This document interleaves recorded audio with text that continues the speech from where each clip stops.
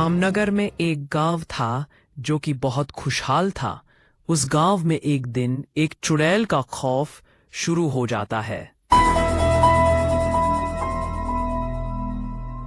रात के समय चुड़ैल पूरे गांव में घूमती रहती थी और जोर जोर से गाना गाती थी। जो भी गांव वाले उसके गाने को सुन लेता था उसे चुड़ैल मार देती थी।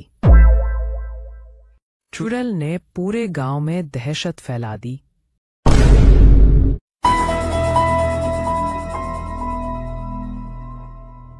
एक दिन गांव में दूसरे गांव के एक बुजुर्ग गलती से गांव में आ जाते हैं। जब बुजुर्ग गांव के चौपाल पर पहुंचते हैं तो उन्हें बहुत ही डरावनी आवाज सुनाई देती है।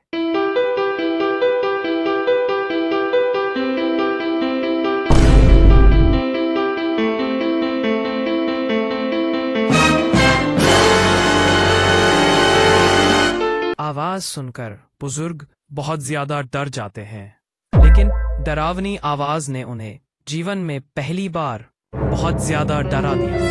बुजुर्ग आदमी डरते हुए सोचने लगे, इस गांव में जरूर किसी काली शक्ति का आगमन हो गया है। अभी बुजुर्ग ये सब बातें सोच ही रहे थे कि अचानक से एक बहुत ही डरावनी आवाज आई और उस आवाज के साथ एक काला साया प्रकट हुआ।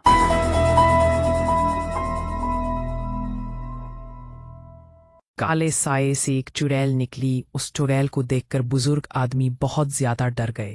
बुजुर्ग आदमी को देखकर चुड़ैल को बहुत ज्यादा गुस्सा आया। चुड़ैल ने बुजुर्ग आदमी को बताया कि शायद वो उस चुड़ैल के बारे में नहीं जानता है जो कि इतनी रात में गांव में आ गया है। चुड़ैल की बात सुनकर बुजुर्ग आदमी बहुत ज्यादा ही डर गया। उन्हें लगा कि ये रात उनके जीवन की आखिरी रात है। लेकिन चुड़ैल ने बुजुर्ग आदमी को डरते हुए देखकर कहा कि मेरा गुस्सा केवल गांव के लोगों के लिए है, बाहर के लोगों के लिए मेरा कोई भी गुस्सा नहीं है। बुजुर्ग गांव में चले जाते हैं। बुजुर्ग आदमी डरते हुए मन में सोचते हुए जाने लगे कि आखिर वो कौन थी जिसने उन्हें अपनी जीवन दान दिया। बुजुर्ग आदमी भगवान का शुक्रिया अदा करते हुए गांव में आगे बढ़ते हुए अपने मित्र के पास पहुंचा जाता है।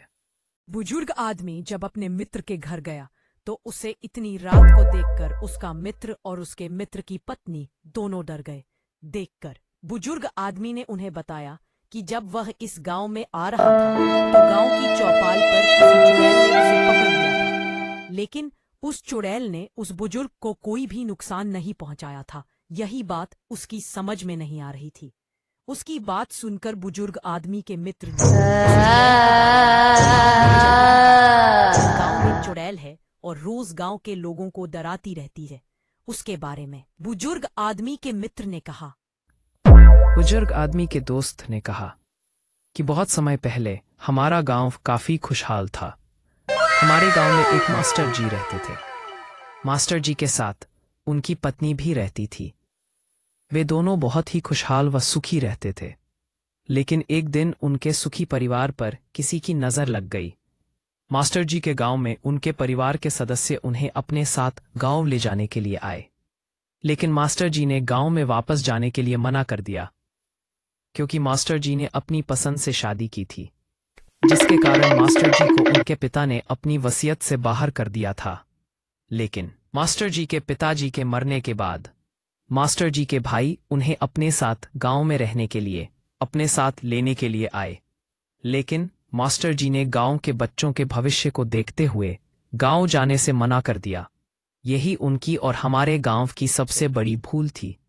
कुछ समय बाद गांव में डाकू आ गए और जब वे गांव वालों को मारने लगे तब मास्टर जी ने डाकुओं का विरोध किया। जब डाकू मास्टर जी को मारने लगे तब सभी गांव वाले डरकर अपने घरों में दुबक गए। डाकुओं ने मास्टर जी को पेड़ पर फांसी से मार दिया और उनकी पत्नी को